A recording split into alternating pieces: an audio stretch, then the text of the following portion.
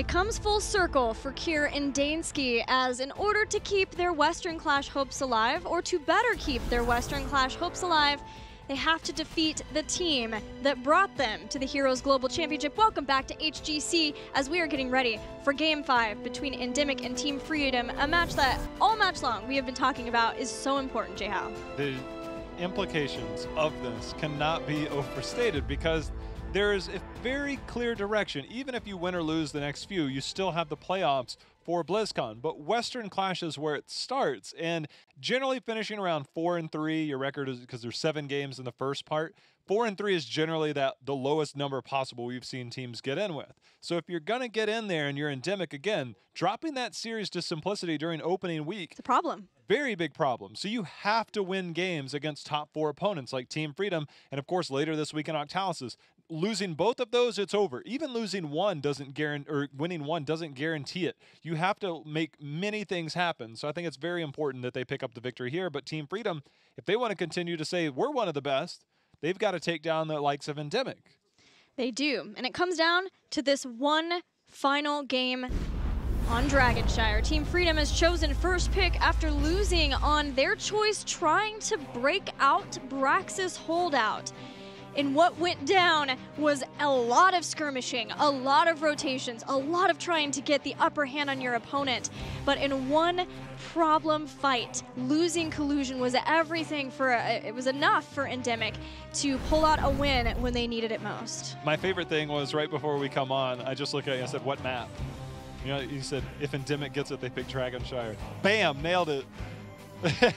So Get a little ghillie brush off. Well, we've seen some interesting strategies. The Greymane in particular, obviously getting more structural value, more camp value. Hanzo, I think, has much higher priority on this battleground, but the potential rotations we could see. Thrall and Jaina, the likes that we've seen a couple times so far this series, I think will also have higher priority. So playing around that, the potential Johanna, as we've seen, be kind of the stalwart on the front line, is going to be the things that could potentially determine this game, because the rotations are heavy. Getting the wave clear, finding those openings, we're going to see who can play around that, whether that's the Jaina, whether that's the Hanzo with camps, whether we get a surprise Greymane maybe again. I will also say that both of these teams have made pretty major slip-ups in early game on this map. For Team Freedom, that's why they lost to No Tomorrow, is they tried to push an early fort in the bottom lane. For ENDEMIC, though they won the game versus LFM, they lost people in a top fort push that was punished by LFM and made it a lot harder. It was the closest game of that series. So both of these teams now, when all the stakes are there, when they know that this is a must-win for both of them, that pressure is going to be on, and both will be looking for those kinds of plays. Also, you got to keep in mind Urel. Always yes. A notable part. So we get the Phoenix Johanna, so you get... Wow. Okay, well, no analyzing here. We're just going to go speed draft. Phoenix, I think, obviously the high priority. Team Freedom, I would expect them to ban a Jaina in the second part. And ENDEMIC, this is the draft where we do see them at times potentially go into the mage. And if Jaina's not available, maybe the Li Ming shows up. But again, the Hanzo for the wave clear and the camp clear. Phoenix, pretty much the same, but Johanna has better wave clear, more setup potential. But as we've seen from multiple teams, a Johanna into a Blessed Shield, into some type of Jaina damage, even getting the Condemn to bring in to get the Blizzard down, can be pretty terrifying. So Team Freedom, will see what they ban, but first ENDEMIC. It's the solo laner and all the damage is picked up. Are they willing to ban out the Tassadar, which we've seen them ban out the Tassadar after Hanzo's been picked up before? Tassadar is worthy. I think looking at supports, that might be a possibility. For Freedom, whatever enables Urel to better hold on to the top, because with Urel being in the top and being such a stable force in that top lane, ooh, that's pretty heads up. But with Urel being such a stable force in the top lane, it allows the rest of the team to try to do more in the other rotations. And one of those things could have been bringing in a global to try to get picks on that top laner. So taking away Falstad so that Freedom can't do that. Ooh. I'm going to throw a hero name out at you that I haven't said in a while. No, J-How, we can't have Sylvanas this game. But that wasn't the one. But since you brought it up, oh no. Maiev. Yeah? That's a tempo thing, man. Like I know, and I'm just trying to think compositionally, if you have the setup, if you have the damage, and you can pull in multiple people at various points and you can get that damage. We don't call her name a lot because her damage has been nerfed, the survivability of that style. there's been a drastic fall off, don't get me wrong, but it's just something to consider. If we're going to break up the norm, Zeratul is also something that we've seen banned out at various points that could show up. It even showed up at the second ban on Sky Temple. I think if Endemic's going to run more melee, it's going to be Thrall, not Zeratul. Now, seeing that Phoenix, I would expect a Thrall Jaina right here. Yeah, me too. Either that, or if they want Thrall and then if they want Thrall to be in the 4-man instead, maybe keep that with Phoenix and then they get somebody else for Cure. Deckard and Malfurion both still available, so maybe they have a priority on one or the other. Yeah. But I think Jaina, knowing these, it could be the Li Ming. I think this is one of the rare times where I say Li Ming might be more favored over a Jaina. They have plenty of wave clear with Phoenix. Li Ming has consistent burst damage, a little bit more. Level 7 and 13 depending. With Johanna and Phoenix, Jaina seems very good. But either way, we've seen a lot of teams like to pick Li Ming on Dragonshire and having them follow up. I could pretty easily see Freedom even wanting to pick her up too. They do get the Thrall. All right. They're going to pair it with a Rhaegar. So Deckard and Malfurion make it through. Rhaegar, of course, is the one with the full cleanse. Ancestral, again, a little bit nerfed, but the healing output altogether for Rhaegar substantially better through his chain heal. For Team Freedom, what does Collusion want to play? We have seen a lot of Kharazim from Collusion this series, this phase. Over Deckard, Kayn, and Malfurion here, do you think that that is? Deckard is fallen way off. Still, I'm pretty sure in terms of supports in our meta, he's at around 62% between our league regions, and that's the highest. He's been dominant so far. Might actually be a tiny bit higher, but there's the Jaina. So the Jaina is going to come out, and the Kharazim again for this team.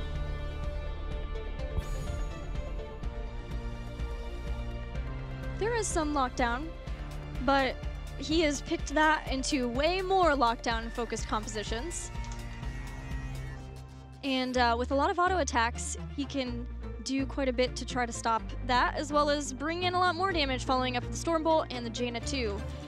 Thrall is not a guaranteed solo. No, not at all. Thrall can be that mid to top lane flex and potentially rotate down. So this could be any number of picks. It seems likely that it would be a third melee, but a third melee into a Muradin, Jaina, and Kharazim with that much lockdown and the potential Earth ally.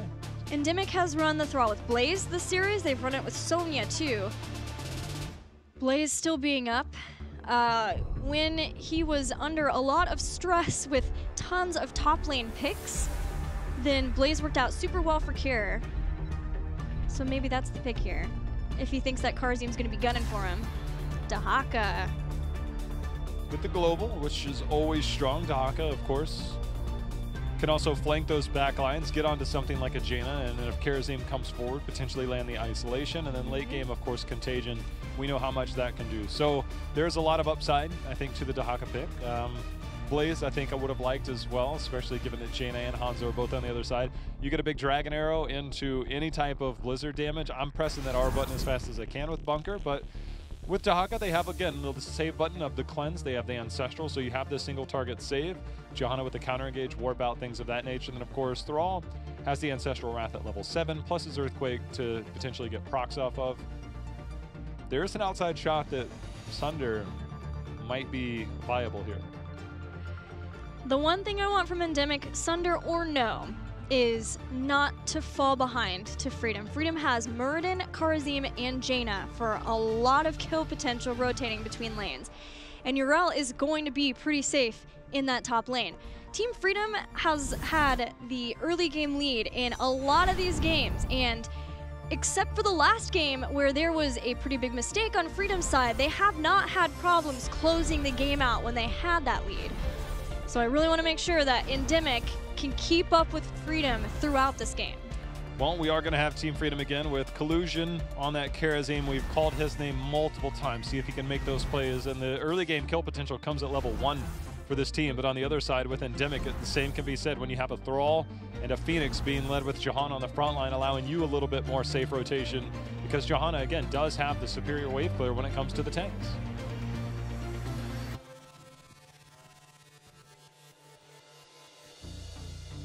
Teams heading toward the mid to kick off Game 5 between Freedom and ENDEMIC. Winner of this is going to be sitting prettier, a lot safer in ENDEMIC's side as we are looking at the Western Clash. Well, ENDEMIC, and here we go. Noises are being made again, but ENDEMIC again with the wave clear of the Johanna, the rotating. Very easy to stack up Echo of the Elements. There's going to be a root onto Zugrug. No real follow-up damage, but the heavy rotation, you know, it's there. I'm just watching the minimap. The Jaina rotation is the one when you're behind, you have to be careful of your pathing and making a very safe rotation there. It's going to be Yoda on that Jaina. See more wave clear for Lutano at level 4 to help out, but that Rhaegar pick has worked out pretty well for ENDEMIC, being able to add to that. And the Johanna and Phoenix, as you said. But Nasmus keeping control of this top lane, which is exactly what he'll be hoping to do if Freedom continues to lose out in that mid-bottom rotation of the wave clear. Rotation up. Again, I think it'll be easier. Sin's Exposed has kind of been the OP level 4 talent for Johanna on this map, making her own wave clear a little bit better. But again, we talk about early game strategies, Gilly. We see the Siege camp was picked up, but more importantly, Team Freedom and ENDEMIC, it looks like they're going to trade out their night camps up at the top as the Bruisers will be pushing that top lane. See if any team can get an advantage or whether they have a rotation they're looking for. As Team Freedom, they're actually trying to make sure the bottom camp's not being doubled up on right now. Saw the first instance of Team Freedom sending Collusion up in the top. He's still going to stay there. We see the knockback hit Phoenix as he's going to come in too. Both the teams just want to make sure that they get the clear and the upper hand on the Bruisers, especially since ENDEMIC has had this lane already pushing against them. Bringing in 3 now to clear out the Bruisers and make sure that it's a little bit easier for Kier to maintain his positioning in this top lane. Doesn't lose out on anything, especially the front wall and the well later on, as those are, we've seen some well snipes, so there's no Genji on the squad this time. Both Shrines picked up for now as B-Kid eats a little bit of damage, has the self-heal as well as the Iron Skin. Siege Camp finally going to be picked up here by Team Freedom. But Gilly, I mentioned this talent potentially against the Surgeon Hammer. Biggie, he's going to fall first. It's going to be First Blood. Hanzo's level 4. Ignore all distractions. Yeah, you kill a minion instantly when you auto-attack it, but then you get extra range. I believe it's 2 range for 3 seconds. And that gives you an opportunity to poke from much further, much safer. No Explosive Arrow. Explosive Arrow seems to be the pick, but I guess when you have Jaina on your team, wave clear is not necessarily the same priority, more of that poke style though. Still, I did not expect it in this instance, I would say. I would expect that more against the Hammer. Yeah, or even serrated arrows if you want Hanzo to be your murking hero, but having Collusion on Karazim can function sort of similar. And Collusion and team got a lot done in that bottom lane. We saw the blinds of Johanna attempting to slow that down to some degree from Freedom, and ENDEMIC did get some damage done in the top lane, but now Kier is going to find out that there's a couple here from Team Freedom who want to take back that top, regain control, and stop ENDEMIC from having both of the shrines in their favor and the threat of Dragon Knight. Yeah, that heavy rotation top means that ENDEMIC is going to turn their focus here towards the bottom. Lutano's going to go on, of course, does have that agility. Probably won't be able to get the full channel. Nice Iron Skin there to eat the Stormbolt, make sure he doesn't get stunned out. So B-Kid is going to reclaim control of this, but also the camp at the bottom will now be pushing in. Got the camp. Phoenix made it to mid. A little bit of experience lost there trying to get that bottom camp.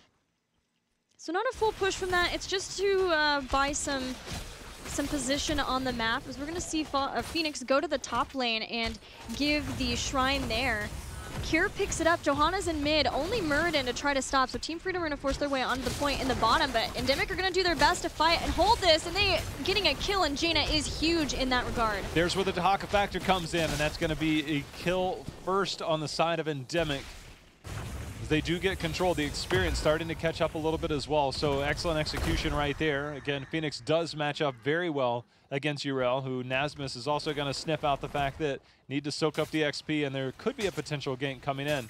Shrine control going to be here. Murden going to hold point for now. Collusion as well, but Zugrug got to be careful, and that's going to be DK number 1 going over here to ENDEMIC. Just a lot of control on the shrines from ENDEMIC, largely because of the wave clear, but it feels like the camps too, having a lot more availability in the camps, especially with that bottom one, was just enough to start moving people around, moving the pieces on the board enough to get this Dragon Knight. It is fairly early on, and it's taking quite a bit of damage from Team Freedom as it takes down one of the towers here, but everyone out in the lane, it's more about trying to soak up to 10 faster and get a little bit of tower damage done everywhere where they can. They've done a very good job because they've put pressure in both lanes, but now under pressure is Zugrug here in the bottom. Michael Udall still mid, getting some poke in. B-Kid able to walk away. Does survive, but Biggie does not.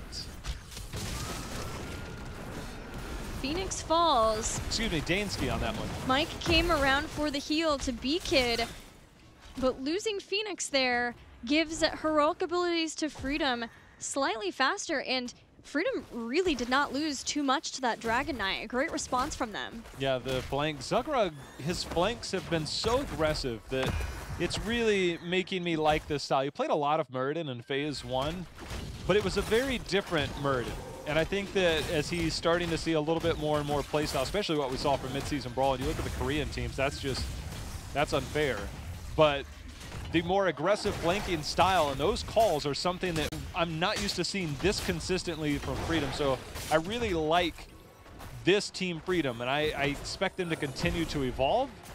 But so far, these are the types of plays I like. Dragon's Arrows in the bottom hits the Thrall, who has used his Earthquake. But all for naught as he goes down. ENDEMIC are going to try to get the fight here in the top lane, though, as a Blessed Shield and Isolation were used. Follow-up drag is good from Cure. She makes it into Ardent Defender anyway. She's going to be hit by the Purification Salvo. Nasmus, Avenging Rats over the wall, and has the Vindication.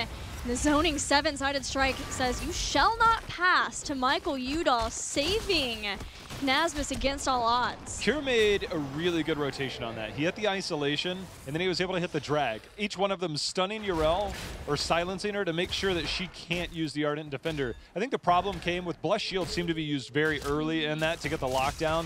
I think it was used like a half second later, a second later. The timing could have been a little bit better, maybe not as flawless as they anticipated. And Yrel hops over the wall to safety, and maybe a little bit of a missed one. Nothing too detrimental, but would have been a good pickup since they did lose that throw on the bot lane.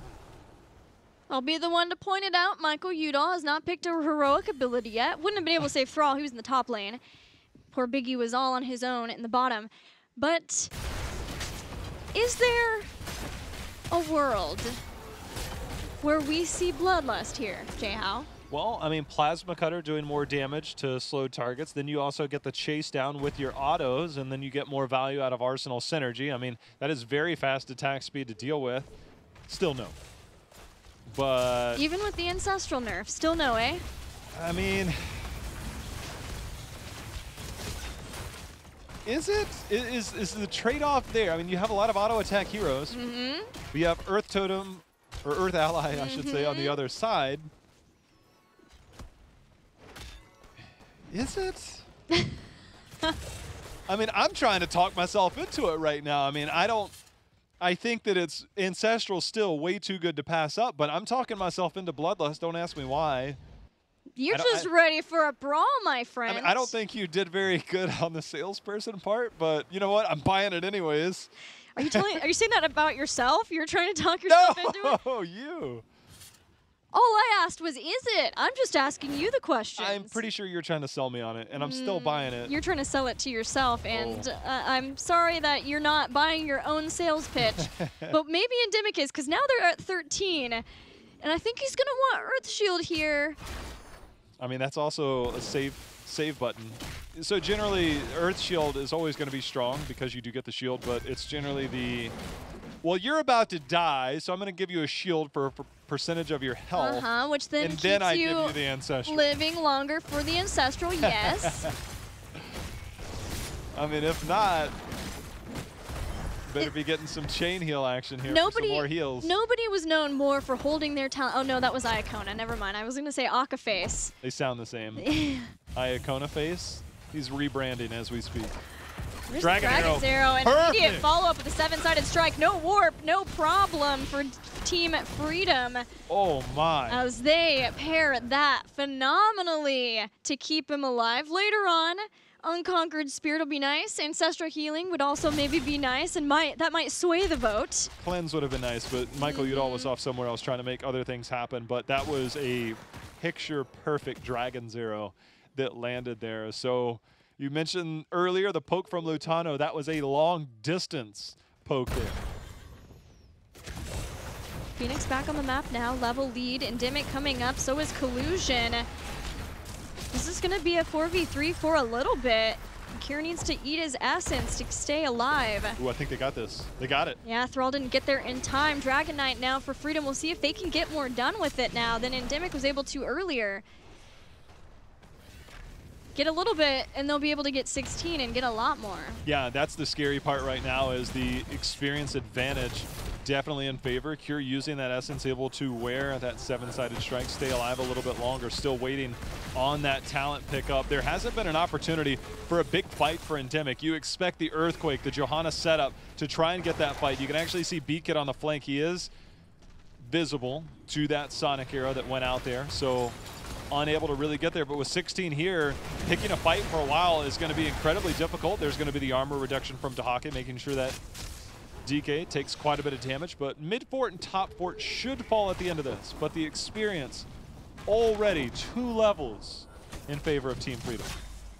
Oh, Kier has a long way to go from this. Dragon's Arrow hits. No tunneling claws to save this Dahaka, but Michael Udall is there. He's gonna, he did it. He picked Bloodlust. Yeah, but he had to do it. He was doing it for the Earth Shield. I think they wanted to pick it and try to surprise, but when you're Rhaegar and you hold your heroic ability for 5 levels, you're not going to surprise anybody. I mean, again, it would have been on the big setup of Salvo into Earthquake, yes, into the Blessed Shield, and you really lock them down and you go all in that team fight because there is no real disengage. I mean, it's there. We'll see if we get any talent. That if there is no fight beyond this, there will be critics out there that say Ancestral would have done maybe more there. Well, that was the first time that we've seen Rhaegar with the team, though. That is something that I want to point out. We see a lot of teams devote into these big team fighting compositions and then not really be able to execute with them because it's Dragonshire, and people are so separate. It is so skirmish focused that you never get the opportunity to ever get those big team fights.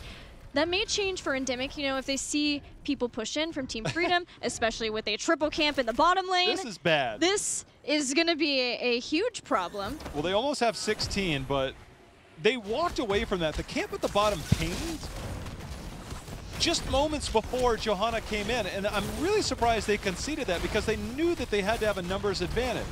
Either way, triple camp here.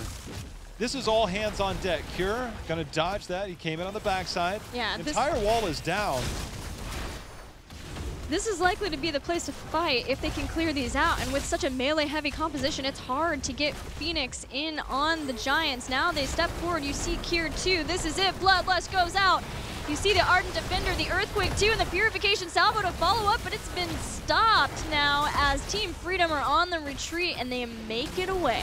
Bloodlust came out, Earthquake came out, and Team Freedom looked him square in the face and said, you got slows, we got slows, as Jaina brought down the Frost. And then Yrel brings out the big hammer and basically thwarted pretty much that entire assault. Salvo didn't even go off there because it was interrupted, but 3 people got caught in that hammer, and that basically neutralized every ounce of that. Oh. Freedom are willing to turn this around and fight in a place where you would think maybe they wouldn't. There's this Purification Salvo that works this time, trading out a 1-for-1 kill by bringing down Muradin. Nazgul's in the back, hammers Thrall into the wall, takes him out, but Kier finds a Jaina, making it a 2-for-2. ENDEMIC are fighting for their lives. 2 levels down, really not wanting to allow Freedom to get this Dragon Knight. Kier gets knocked over, does have Essence. Don't think they're going to be able to get that. There's going to be the drag, but that is onto a Urel. Dansky comes in, tries to put a little bit of damage on. Dash over. It's going to be another DK, and more importantly, that triple camp at the bottom opened up that lane, and now 20 is close for Team Freedom. The problem with that pickup, though, is that they are still 25+ seconds away from Jaina being here. So how aggressive can you actually be with this? Well, they're showing it. They're going to wait as long as possible through that timer, which gives ENDEMIC time to get everyone back up. But waiting, it not only allows Team Freedom to get everyone back up, it also gives them time to get to 20. Yeah, and they get there. And I think they can threaten with 20, and they can likely get a keep. But the odds of ending the game now is Jaina, they have 30 seconds left on this. A DK does not get to the core and end the game. A DK can help you get to the keep and set up a kill to end the game. And that's very different, and that is much more difficult to do. And we'll see ENDEMIC's response as the DK, 20 seconds, going to get the boot onto Biggie. DK is going to wear these shots and can wear every single one of them because there's only 15 seconds left. Gonna tank in, use every bit of that Dragonite left to take out this keep. ENDEMIC playing it safe. Drag hits, cleansing dash gets Muradin out. They didn't even get the keep yet. They have to siege up on this. You cannot let this keep go. Okay, there we go.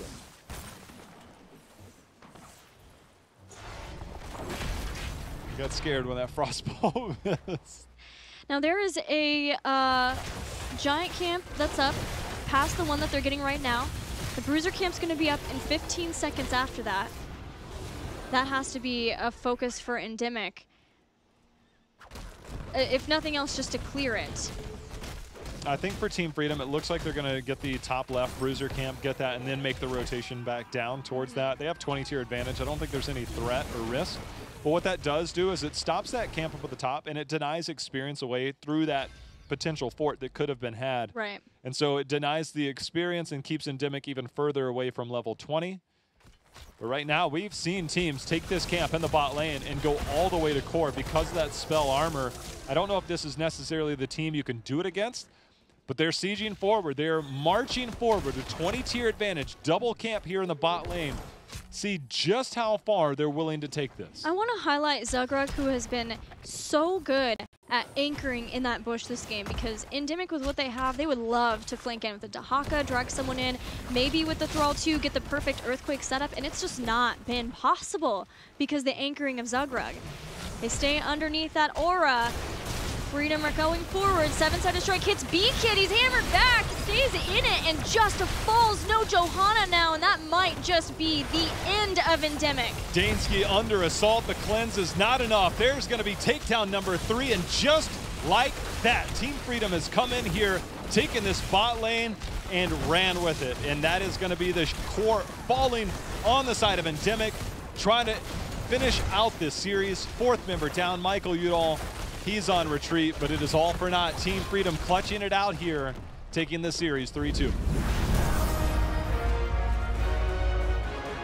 The series went down to the wire as we expected it might, but Freedom, with the long-standing roster that they have here in North America, has proven that they have made the adjustments that even with the role swaps and the reversion of the role swaps, they can continue to be aggressive and hang in and keep their great macro game especially going. A lot of those games getting the early lead, and still, like what we saw with the 18-16 fight, that may have been a place where we saw Freedom go passive in previous iterations of Freedom, but they felt very confident in their team fighting.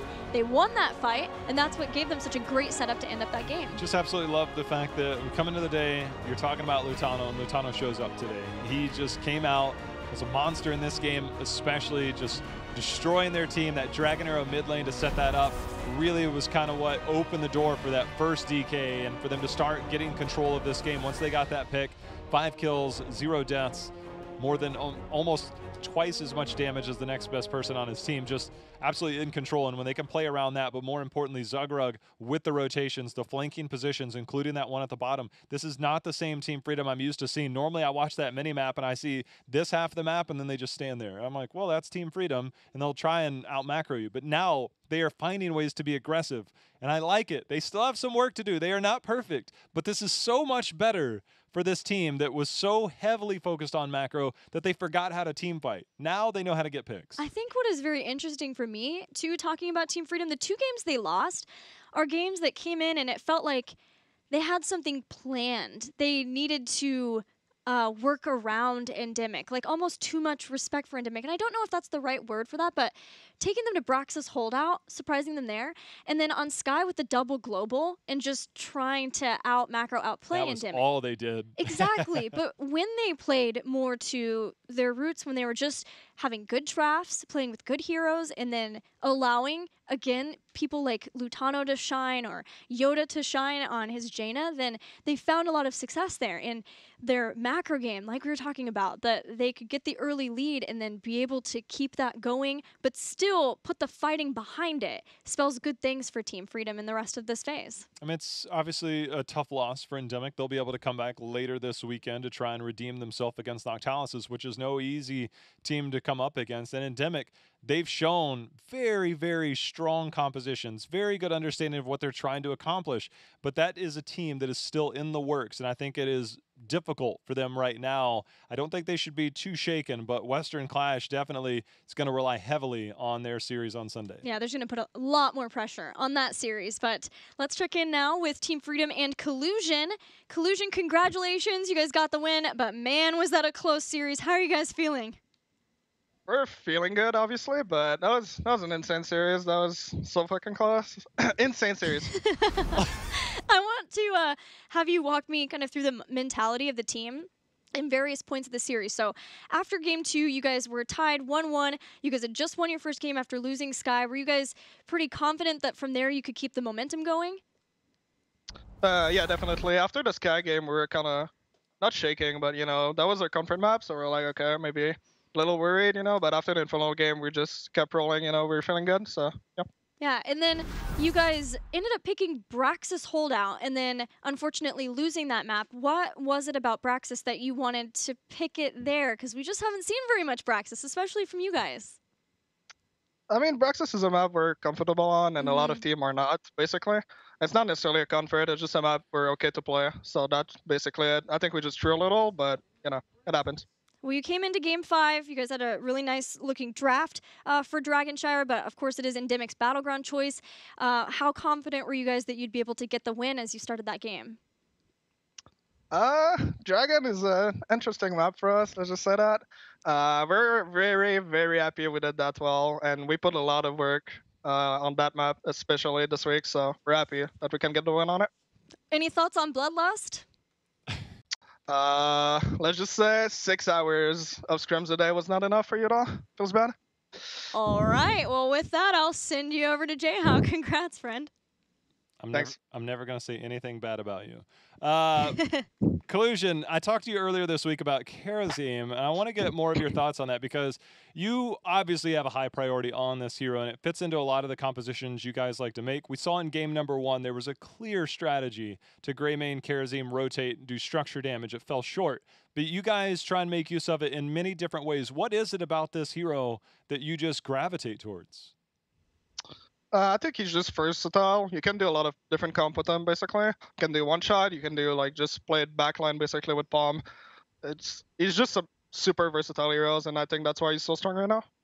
Well, obviously, this series had pretty big implications, not just for you guys, but ENDEMIC as well. Their chase for the Western Clash takes a big hit. But for you guys, it continues to solidify you as a top 4 team.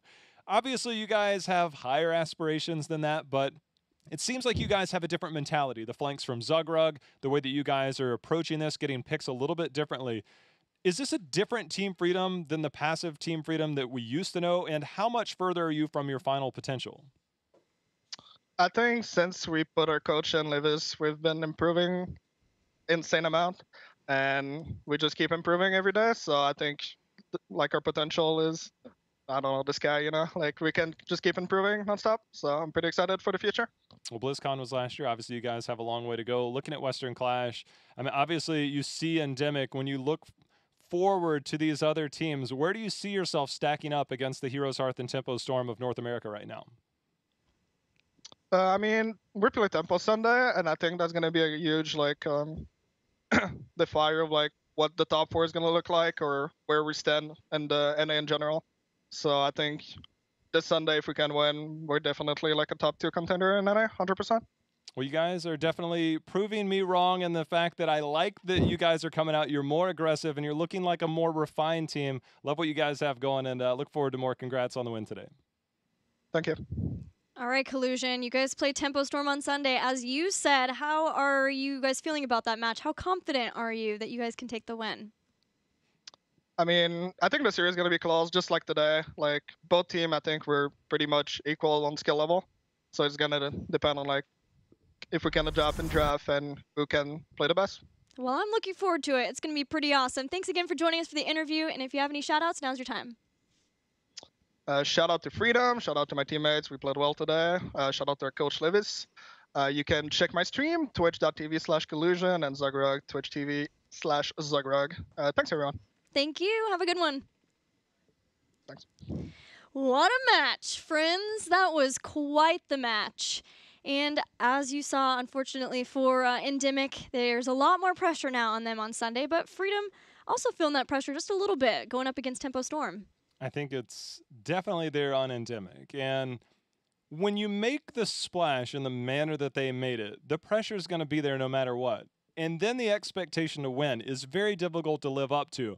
When we talk to certain teams, it's a matter of how do they hold up against adversity? What happens if they lose? And those are big questions that I think that now after the second series that we've seen them falling down a little bit further, they have a lot to come back from.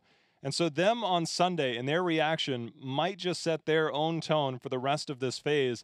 I think they have it within them. The talent is clearly there. The skill is there. And this was a very tough series, but that is a lot of pressure that team has now mounting on them. And Kieran Dansky losing to Team Freedom, they would have loved to get the win there, but you know they want to get the win over Octalysis. But Octalysis would love to have that juicy drama win too. And there's going to be some more old teammates facing off in our next match as Fury and the rest of LFM go up against Tempo Storm. Don't go anywhere. We'll have more HGC right after this. Wandering back and forth trying to figure out where he should stay. Drag is going to connect. It's going to